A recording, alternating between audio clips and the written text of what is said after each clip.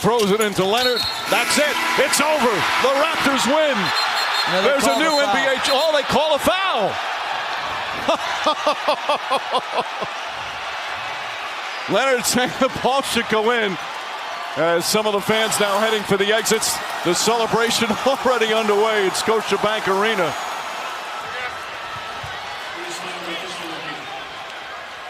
It says 0-0 on the clock. They called the foul as the ball was being released in. So, which would be an away from the play foul. Now the ball was already in flight. I think when they called the foul, I think they called it right there. Leonard put it up and in. He wants the basket to count. Not that it matters.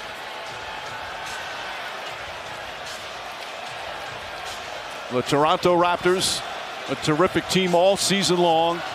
Second best record in the NBA. A new coach, a new star, a number of new players. All season long, you knew they were a good team. But in the East, it was teams like Boston and Milwaukee and Philadelphia that were the more popular picks to get to the finals. But Toronto just kept getting better and better all season long, led by the brilliance of Kawhi Leonard. And here they are, about to be crowned NBA champions. And the two-point guard for Toronto, 48 combined points. Fred VanVleet, 22 points, 12 of them in the fourth quarter. Showed true grit and toughness this entire series. And how about Kyle Lowry, 26 points, 10 assists, 7 rebounds, the longest tenured Raptor. He was such a part of all the tortured playoff history this team has had, often at the hands of LeBron James and the Cavaliers. This year getting to play in his first NBA Finals, and here in the clincher with a spectacular performance.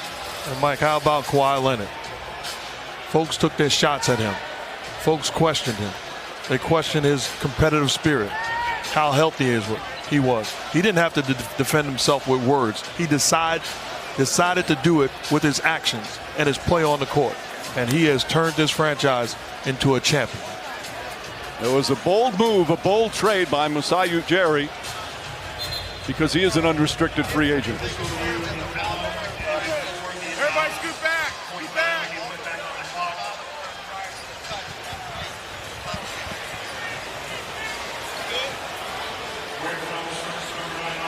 And their chance, the Warriors, is make one, miss the second, throw it in. And that's why I'd have Steph Curry on the free throw line. Well, Leonard could seal it at the line as he hits the first. You know it's over, right? Yes. You're still coaching. Crowd still here hoping for a miracle. Also here to cheer on. Leonard makes it official. Now the Warriors just inbound, and that's it. There's a new NBA champion, and it's a team from Toronto, Canada. We, the North, are now we, the champions. The Raptors, the 2019 NBA champs.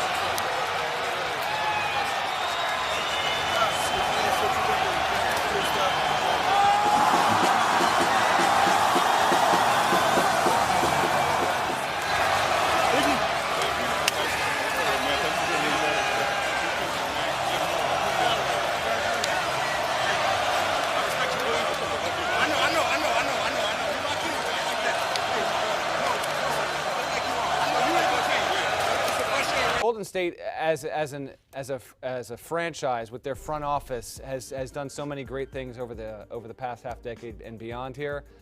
I don't see this. I think Jordan Poole has a lot of growing to do with his game. Solid shooter, but undersized. I know that Golden State's going to have issues with not having Clay and then Kevin Durant and all this stuff, if he's going to come back or not.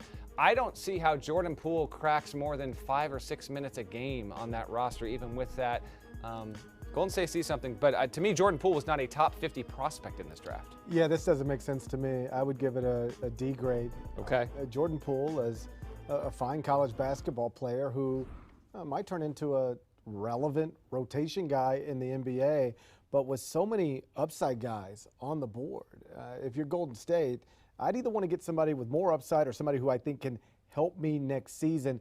I'm not sure Jordan Poole's either one of those things. Avery, what do you make of this? Breaking news on the Jump Free Agency special. Oh, yes, nobody is waiting till 6 o'clock Eastern. Adrian Wojnarowski reporting that Kevin Durant is, in fact, headed to Brooklyn to join Kyrie Irving and DeAndre Jordan. I'm Rachel Nichols. We are here with our free agency special. We'll be on the air for the next 5 hours as the Warriors fell short of winning their 4th title in 5 seasons, but don't even try to tell Klay Thompson the dynasty is over. So even though Klay says not to write off the Warriors, Stephen A. Smith, is Golden State's dynasty done? Yes, it is. And we all know how I feel about Klay. I rave about him at every turn, being one of the top 5 shooters this game has ever seen, arguably top 2. And I still feel that way. I think he's phenomenal. But I think the thing that we have to take into consideration, and Klay has to take this into consideration, it's not about your talent. It's about fatigue. It's about attrition. You've been to 5 straight NBA Finals, and there were times last year y'all just looked completely worn out. A matter of fact, as the NBA Finals waned, you had guys scared to go out on the court because they were wondering who is next. Kevin Durant goes down. Klay Thompson goes down in Game 2. Andre Iguodala gets hurt. DeMarcus Cousins got himself hurt. I mean, the list went on and on. Kevon Looney and others. The list just went on and on and on. I contend that if the Golden State Warriors had a healthy Klay Thompson that didn't get hurt in Game 2, that didn't miss Game 3, that didn't play on one leg in Game 4, that didn't go down after having 30 in the 3rd quarter in Game 6, I contend the Golden State Warriors would be the champions right now without Kevin Durant. But nevertheless, here's what it comes down to. Kevin Durant is gone. You brought in Willie Cauley-Stein, D'Angelo Russell. Andre Iguodala is gone as well. I think that's a big component that they're going to miss. And I think that the Lakers are so formidable and the Clippers are so formidable. They are my 2 favorites, LeBron with AD, then Kawhi with Paul George. Not sleeping on Portland, but I look at the teams in L.A. as having an edge over the Golden State Warriors and Klay Thompson, even if he is healthy. It's devastating. It's devastating. The season's over. Let's just call it what it is. The season's over. Keep in mind that before Steph Curry got hurt, they were down 29 points in the 1st quarter. How does that happen? That's how horrific their defense has been. Now, I want to preface my comments by saying this. I hope Steph Curry has a full recovery. I love this brother as a person and as a superstar in the NBA. He represents everybody incredibly, incredibly well, him and his wonderful family and the whole bit. And I don't want anybody to take this wrong because I'm wishing him a speedy recovery. I'm actually happy he's hurt. Doesn't bother me at all. What did I tell you? What have I been telling you before the season began? I said, will he make it? My number one concern as I sat up here. Yeah, you did. I kept saying. You said he's going to they go. Now, that didn't happen yesterday, obviously, on that play. But it was a with concern guys for you. sliding under, trying to draw offensive fouls from the weak side. They got to do something about that. I mean, I get it. But what I'm trying to say to you is, I don't want. Steph Curry still has an awful lot left in him. Mm-hmm. I don't know if we will have been able to say that had he played this entire season with what other teams were going to subject him to without the services of Kevin Durant and Klay Thompson. So maybe I've been a little disconnected. So I do have to ask our NBA insider and also boxing insider Chris Mannix a question. Is there another Andrew Wiggins in the league? Are there 2 guys? Is it guys like with the same names? Or is this the guy that was the number 1 pick for the Cavs, traded for Kevin Love, and has arguably the worst contract in the sport? Same guy. That's the guy? Man, we are light years away from the Warriors being light years ahead of the whole rest of the league. The hell you doing, Bob Myers? The next time Steph Curry takes the court, he's going to be 32 years old because he had a hand amputation, evidently. It's the world's worst hand injury we've ever seen. You have 2 untradeable contracts now. Draymond's 4 for $100. Draymond has specific value for your team. I'm not saying Draymond's a bad player. I'm saying even if he's a good player, that contract is not movable because he's unique to what you do with Steph and Klay. Wiggins is horrifying. All the smart numbers show you he's never been contributing factor to winning at any point in his career, except for 10 games to start this season, and then he went right back to being Andrew Wiggins. What they did here was they traded the better player, and D'Angelo Russell's not a perfect player, but when they got him, we knew it was to flip him at some point, right? They traded a better player on a bad contract for a worse player on a bad contract, and they got a pick back. That needs to have gone the other way. You flip D'Angelo plus your pick coming this year, this offseason, for a contributor now. By the time LaMelo Ball or whomever the hell you draft this year is ready to compete, Steph's going to be 36 years old and you're done. I cannot. This is the most shocking NBA trade as far as that. What are you thinking? In recent memory, there have been shocking trades, like I didn't see Paul George getting traded, but I understood the logic of it. Can you help elucidate this for me? Like, what is the logic of this if you're Golden State? With the second pick in the 2020 NBA Draft, the Golden State Warriors select James Wiseman from the University of Memphis.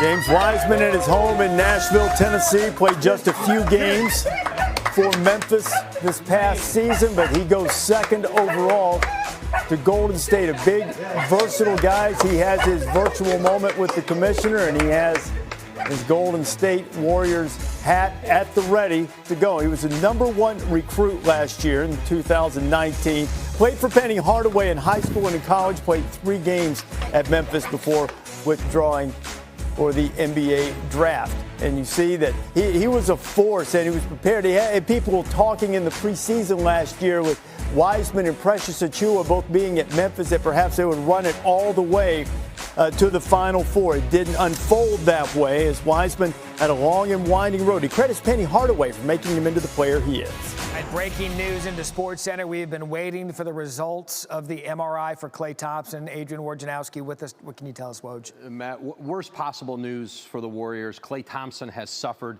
a full tear of his right Achilles. He will miss the entire season. He missed last season with an ACL tear in his left knee. This is his right Achilles, but he had the imaging today in Southern California. And Klay Thompson, now you're looking at a 8 to 10 month rehab. He will miss the entire season. And again, this happened when he was playing a pickup game in Southern California.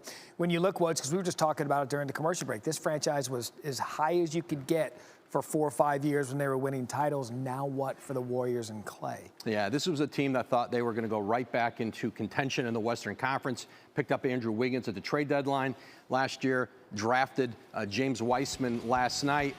They have some remedies financially that they can go out and do some things in the next week, but you're not replacing Klay Thompson. They have a $17 million trade exception that would cost them 3 times that to use any part of it. So they can do some things here to go out, and it is a very weak market for shooting guards. But I think anything they do this year, you're looking at a stopgap move. This is a team greatly diminished without the loss of, obviously one of the 2 Splash brothers. Stephen A. Is this the best Steph has ever been in his career? I think he looks it right now. And here's the reason why I would say this. Because it's without Klay Thompson on the court. That's why. See, no matter what greatness you saw from Steph Curry during his his back-to-back MVP years, when you looked at him and you saw Klay Thompson on the court with him, who was an elite marksman in his own right, and the crew that they had assembled, obviously, as great as Steph Curry was, you could marvel at it while at the same time recognizing the fact that you had to pay attention to somebody else who's a pretty elite shooter himself, and that is Klay Thompson, who I believe to be one of the top 5 shooters in the history of basketball. I think Klay Thompson is that elite of a marksman himself. But when you look at what's transpiring this year, and you look from an offensive perspective of what what Steph Curry has around him and what he's doing, averaging 31, 6, and 5 on 43% shooting from three-point range. And this is like before April, he had a little stretch there where he was struggling with some three-point outputs or whatever. This dude is the elite marksman in the history of basketball, the greatest shooter we have ever seen, the greatest shooter that God ever created. I'm telling you, this is what he is, and everybody knows it, and it's no longer a deniable issue. Now, I don't have him as my league MVP, but my apologies to him. He definitely needs to be included in the conversation. He's not a top 2, might not even be a top 3 candidate for league MVP honors because the Golden State Warriors are an average team. But when I look at his greatness, it speaks for itself. And when you look at it in terms of his performance this year, the greatness that we're witnessing without Klay Thompson is what really stands out in my mind. Those other performances, as great as he was in the past, Klay Thompson was on the court with him. Klay Thompson's not there this year. You know he's the lone option offensively for the Golden State Warriors, and you still can't stop him. Poole picks up John Morant. Morant gets in the paint, stops, kicks it back out in the corner. Tillman for 3, puts it in as the shot clock expires. Xavier Tillman, what a performance off the bench.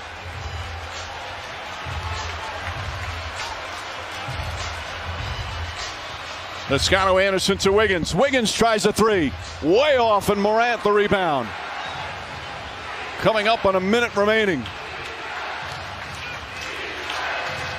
Don't run the clock out. You got bailed out the last time. Give yourself enough time to create a second drive.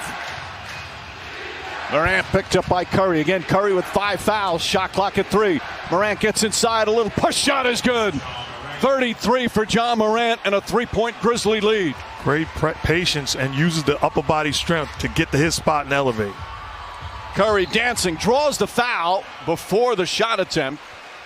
And it's the first foul in the last 2 minutes. So not in the penalty. Golden State will inbound. Take a look at how he finishes this play. Uses the upper body strength to shield off Steph Curry and create more space. That is a big-time shot. Such poise for the 21-year-old. Curry again facing the double team. Finds Draymond Green. Wiggins double team. Back out to Green. They go to Jordan Poole. Poole dribbling. Lost it out of bounds with 27.9 remaining. And Golden State down by 3. And they're not going to foul and play the free throw game. So you need to run it all the way down if you're Memphis. There's only 4 seconds difference, shot clock and game clock. Tillman back to Morant. Throw it ahead to Allen. Now if you're John Morant, I'd milk the clock. And I don't want anybody else involved. I want to take advantage. I'm the franchise guy. Make a play. And Morant. Shoot at the last second. 4 to shoot.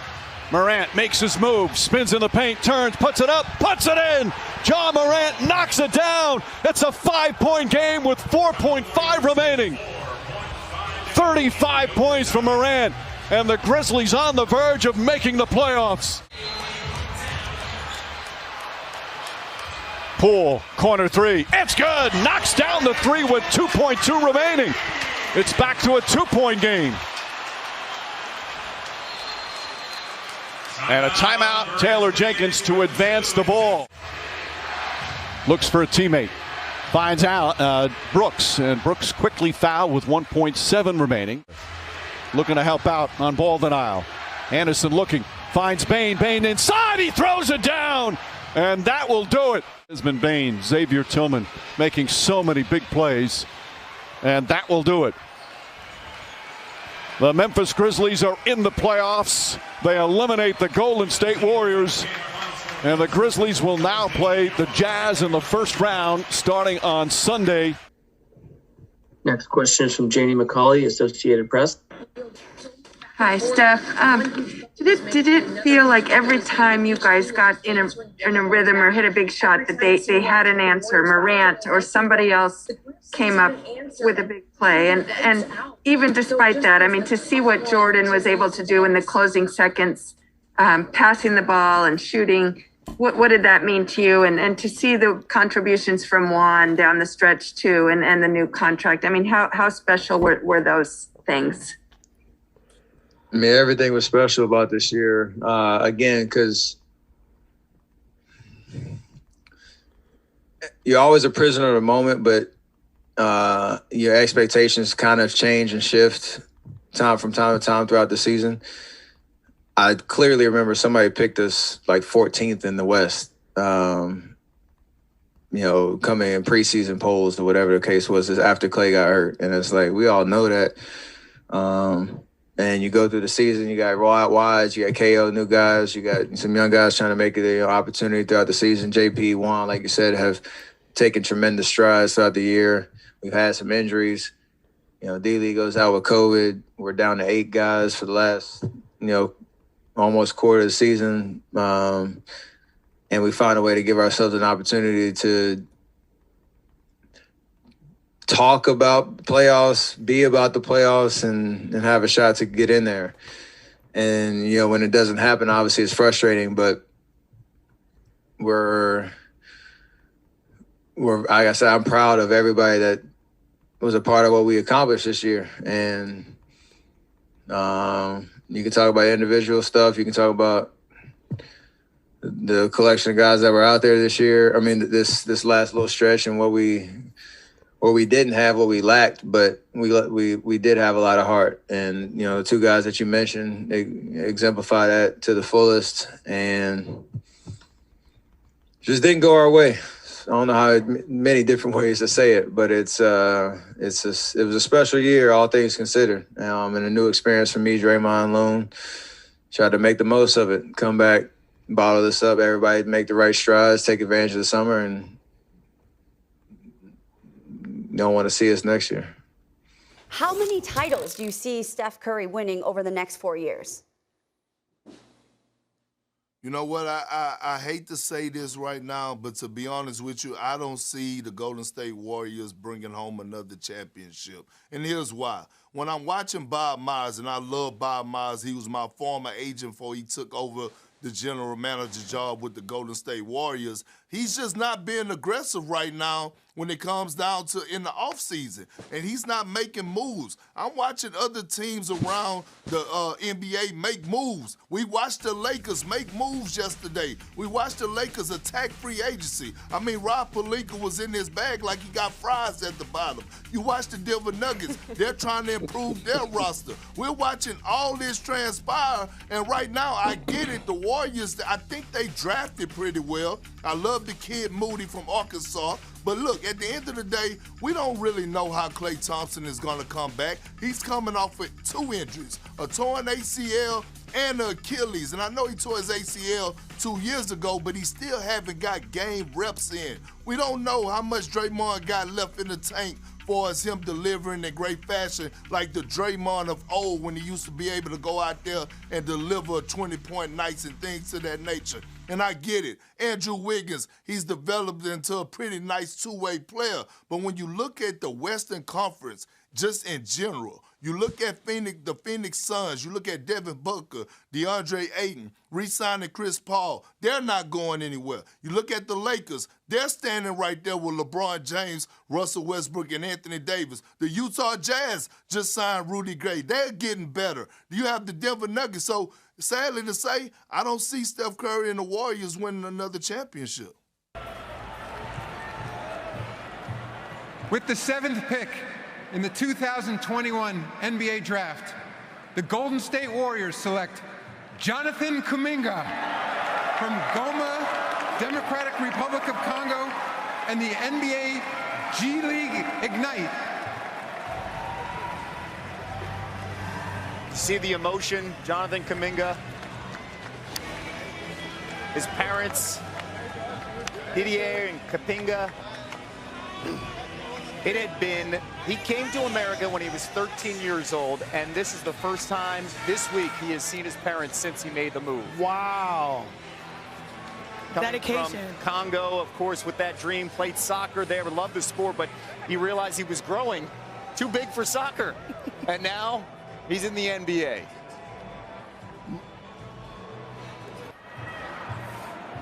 With the 14th pick in the 2021 NBA Draft, the Golden State Warriors select Moses Moody from the University of Arkansas.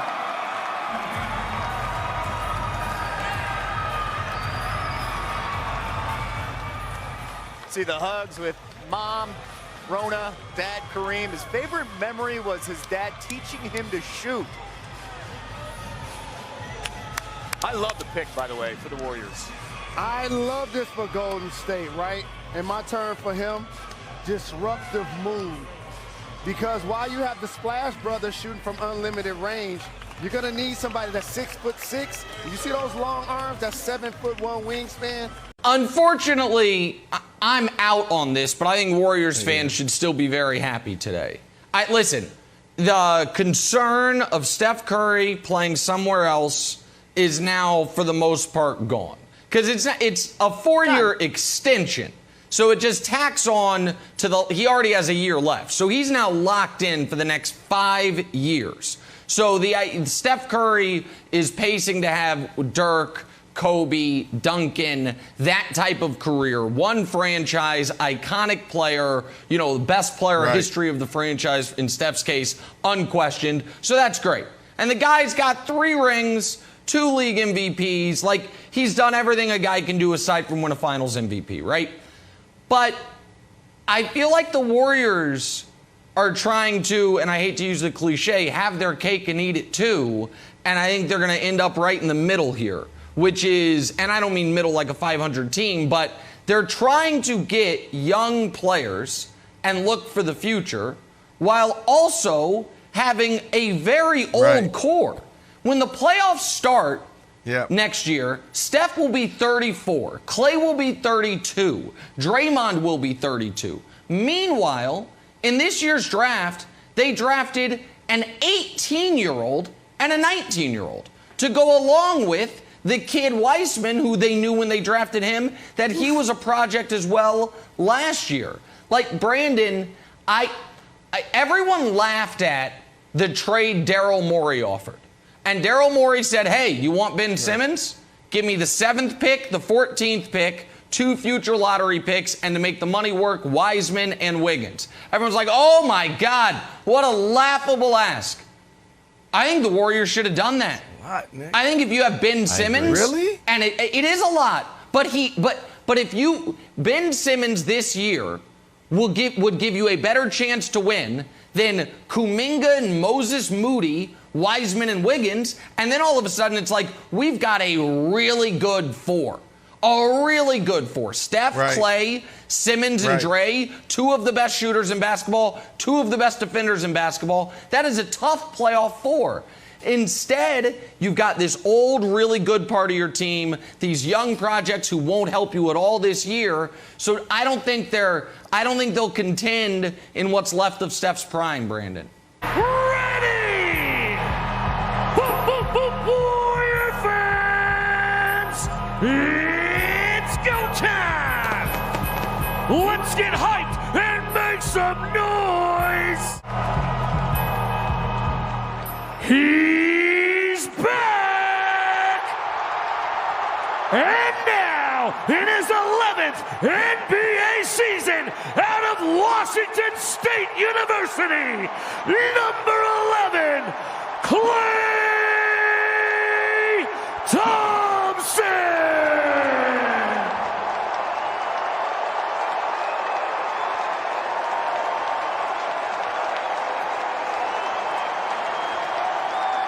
The Warriors head coach is Steve Kerr.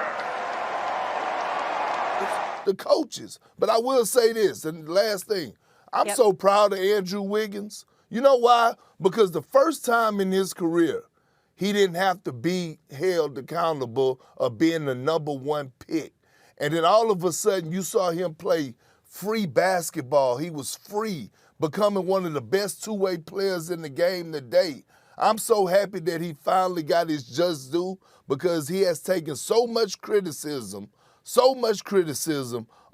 the time he got drafted that I told everybody when he got drafted to the Golden State Warriors, I said, listen, this is going to be life-changing for him. And we got to go. Yeah, one other reason he needs to be applauded.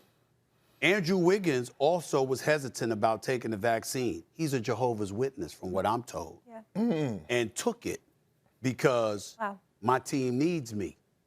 2 days away from the start of the second half, ceremoniously speaking, of the NBA season, we bring in Jay Will across the hall from ESPN Radio with some bold predictions. And so all the eyes on LeBron. What does this second half look like as you look into the crystal ball for the Lakers? Definitely doesn't look like my hands because the complexion between my hands and my face are way off. But it's okay. We'll work on that. Yeah. You want my first prediction? Please. I think the Memphis Grizzlies are going to the NBA Finals.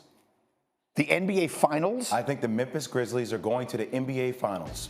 Go ahead and say it. I think the Memphis Grizzlies, let me say it again for you, are going to the NBA Finals. CP3 being out this year, 6 to 8 weeks with the hand injury. I know that the Golden State Warriors are absolutely stacked. But I'm telling you, Ja Morant, this team is 18-10 versus teams that are 500 or better. Yeah. I think the Memphis Grizzlies are going to be there when it counts down the stretch. Mark it down. I'm saying it right now. Well, look, underline the word bold there, and that is an excellent prediction. And for those who haven't been paying attention, Memphis is a terrific team, but Phoenix has been so good. The injury is there. And Golden State, it has felt, I think in the eyes of many, like a two-horse race in the West between those two, but you've got a dark horse on the outside. I love it. Better shot and result by the Joker. Here comes Peyton, full head of steam, going glass. 1:41 left. And they're going to screen and roll here with, no, actually, Stephen turned in the corner. Curry, boy, got Gordon on his back. Played it brilliantly. Timeout, Denver. Jokic on one end. Curry challenges the bigs. Both teams have a foul to give. Curry gets it back, double teamed. 3 to shoot. Curry, left hand. He would not be stopped.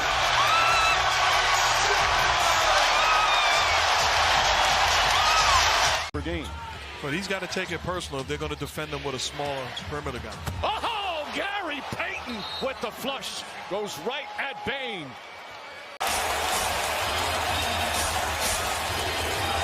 Three-point Golden State lead. More than halfway through the fourth. Brooks penetrates, can't finish. Rebound Green. Here comes Golden State. Curry alone. You bet. A possible 2-for-1. Morant pulls back. Curry guarding in. Morant in the paint, drives, knocked away by Curry. Picked up by Poole. They've got a foul. Curry in the backcourt. Needs help, finds Green. Curry has to pull. Can't hit. Looney another board. He's got 20. Thompson puts it in. And that might be the dagger. Set up Klay Thompson for this. Ladies and gentlemen, if you didn't know him, let me reintroduce you to Mr. Klay Thompson, also known. Well, Golden State, they left Memphis angry as shot won't go. Kuminga on the follow. He came in the first 2 games, 5 of 17 from the field. Draymond Green the drive. Nice feed. Kuminga on the flush. The athleticism from Jonathan Kuminga. And he comes up short. Karam's right back to him. Deflected by Porter. Poole on the run. Scoop layup is good. Causing turnovers, and then this is a dynamic offensive unit on the floor for the Warriors. Jordan Poole, full head of steam, beautiful right hand finish off the glass in traffic.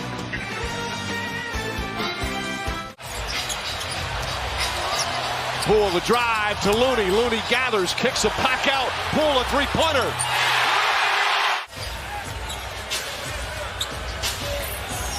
That's some terrific blocks as well. There's a sweet stroke of Jordan Poole. Morant picks up Poole. Poole, little scissor kick, and then yells something after knocking it down. They can get into the seams and keep the defender behind. Bane in double figures with 10. Difference maker, Kevin. That's the one element that Jason Kidd feared most because he was so good in game 1. Finished off Memphis in game 6. He's done it again here in game 2. Curry, 3, rise and fire! And his signature put the kid. Brunson defends, snaps it outside to Wiggins. Goes by Poole. Drops the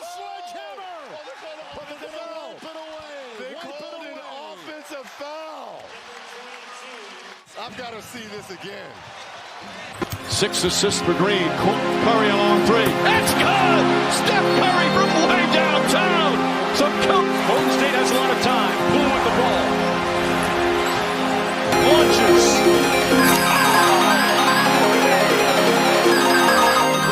Puts up the 3. Off the mark. Rebound Wiggins. Steps for the second. Mo.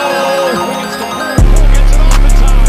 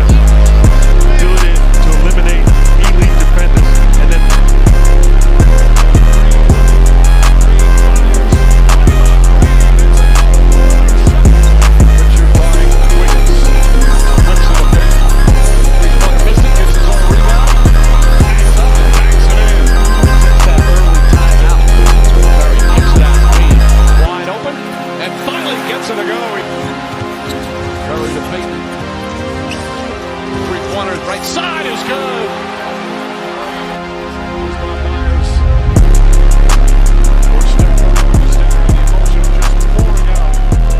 It might be his 4th, but it means so much. All the sacrifice, all the work. Thank you, Lisa. He's a 4-time NBA champion, a 2-time league MVP, a member of our 75th anniversary team, and for the first time ever, he's an NBA Finals MVP. The 2022 Bill Russell NBA Finals MVP award goes to Stephen Curry. How many titles do you see Steph Curry winning over the next 4 years? You know what? I hate to say this right now, but to be honest with you, I don't see the Golden State Warriors bringing home another championship. And here's why. When I'm watching Bob Myers, and I love Bob Myers, he was my former agent before he took over the general manager job with the Golden State Warriors. He's just not being aggressive right now when it comes down to in the offseason. And he's not making moves. I'm watching other teams around the... Take the right strides, take advantage of the summer, and you don't want to see us next year. Now let me say this, okay? I got the Warriors repeating. They are winning the NBA championship again next year. This time next year, Steph Curry will surpass LeBron James, and he will have 5 chips. He will tie Kobe Bryant. He will surpass Shaquille O'Neal. He'll have more chips than Shaquille. He'll have more chips than LeBron. He'll have just as many as Kobe Bryant and Tim Duncan. The Golden State Warriors are winning the championship again next year. They will repeat as NBA champions. And I'm going to tell you why. Steph ain't going to fade.